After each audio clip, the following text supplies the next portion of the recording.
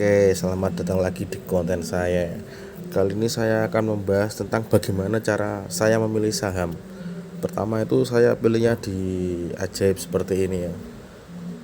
Nah, saya itu lebih suka di sini ya. Eh, Nah, dicari di semua sektor seperti ini saya. Saya pilih satu-satu guys.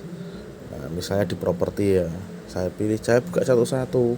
Ada DCP aman, saya buka satu-satu ya. Misal kalau di aman ya, DCP nggak usah dulu aman. Nah, di aman ini saya juga punya.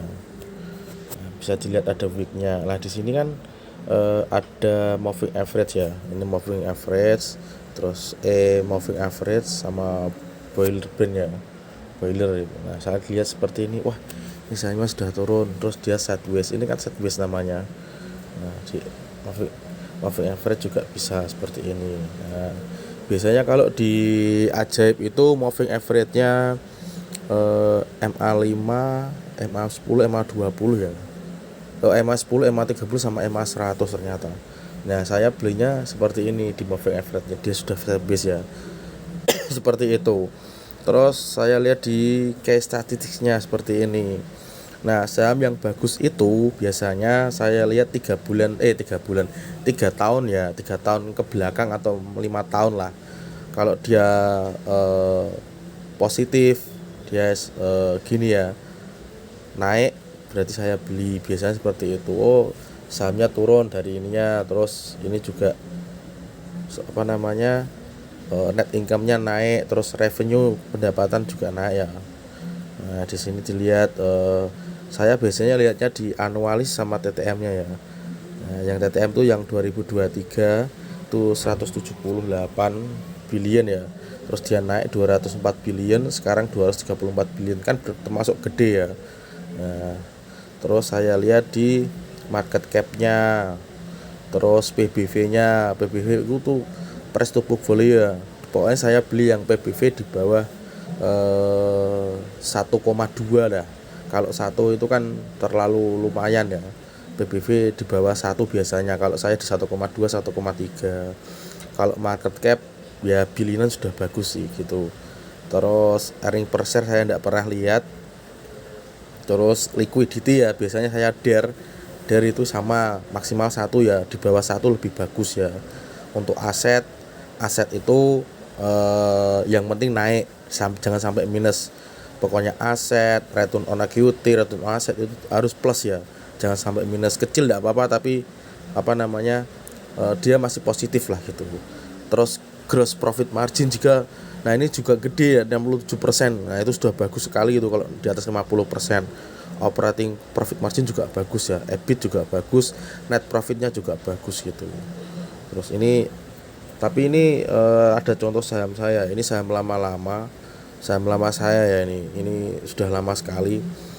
Ini kenapa saya ini di sini ya. Nah, ini saham lama juga. Terus yang di Stopit juga seperti itu ya. Nah, di sini ada yang PNLF, saya carikan yang jelek-jelek ya. Yang jelek aja saya carikan. Oh ini yang bagus, ini nggak bagus. Nah seperti itu ya. Kenapa kok seperti itu lah, nanti bisa dilihat sendiri ya. Yang top losser, top valuasi aja, yang lumayan jelek mana ya, ada ya. Sahamnya sudah naik gitu ada. Nah, ini sudah bagus-bagus semua ya sahamnya. Ada yang jelek kemarin kok saya nemu. Top volume,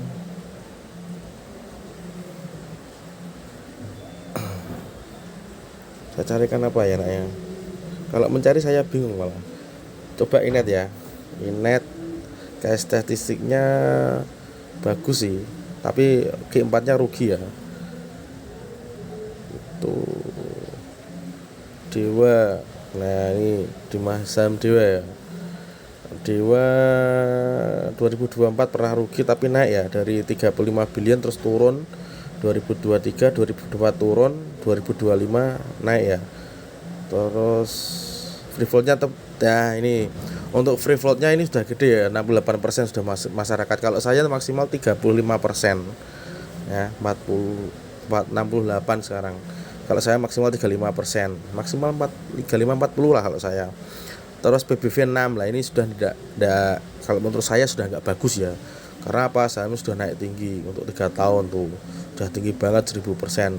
Nah kalau begini saya nggak masuk. Kenapa nggak masuk? Karena di Indonesia itu kan banyak saham ya, ada 900 saham lebih. Lebih baik cari saham yang turun ya. Seperti tadi ya, Aman itu kan saham turun ya. Nah turun, ini sekarang sudah naik ribuan persen, ngapa harus beli? Masih banyak yang lain.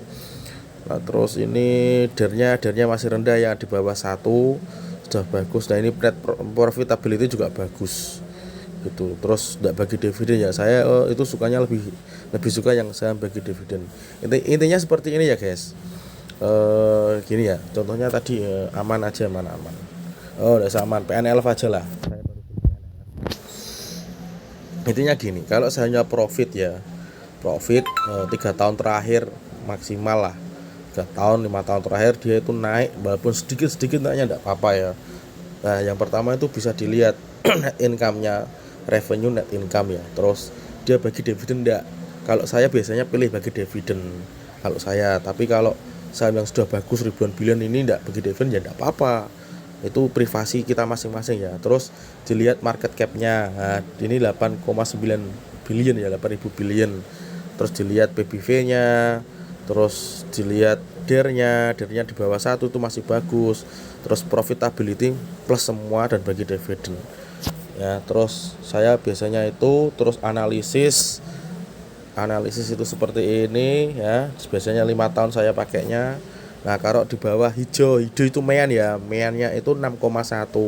Nah sekarang dia ada di harga 5,4, berarti masih bagus untuk dibeli. Apalagi bisa dilihat untuk sahamnya dia masih turun dalam 3 tahun terakhir itu ya kalau mau beli saham.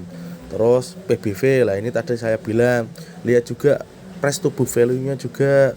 Nah kalau di bawah 1 tuh masih bagus. Sekarang PNLF PBV-nya di bawah 1, sekarang udah 0,2 ya, padahal rata-rata dia 0,3. Untuk 10 tahun terakhir bisa dilihat masih baik sekali.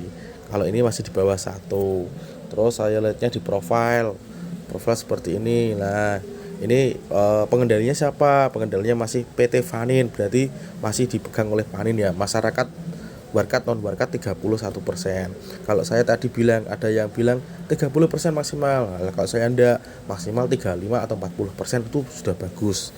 Itu aja sih saya pilih saham. Kalau sudah seperti ini nanti pakai teknikal ya, pakai teknikal. Terus saya biasanya pakai trading view seperti ini.